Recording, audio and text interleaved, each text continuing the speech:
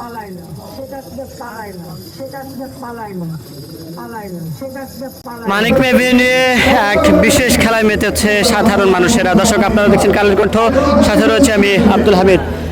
দেখতে পাচ্ছেন যে একদিকে স্ক্রিনের সামনে শেখ হাসিনা দৌড়াচ্ছেন, এমন একটি প্রতীকী তৈরি করা হয়েছে এবং অন্যদিকে সাধারণ মানুষ তারা কিন্তু একটি গেম যেখানে কিন্তু দৌড়ানো যায় সেখানে কিন্তু উঠে তারা কিন্তু দৌড়াচ্ছেন।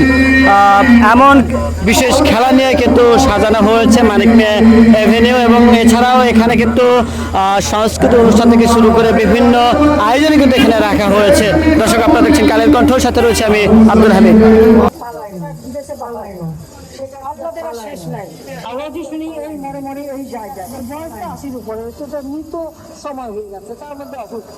এখানে এত কান্দাকাটি করতে লাভ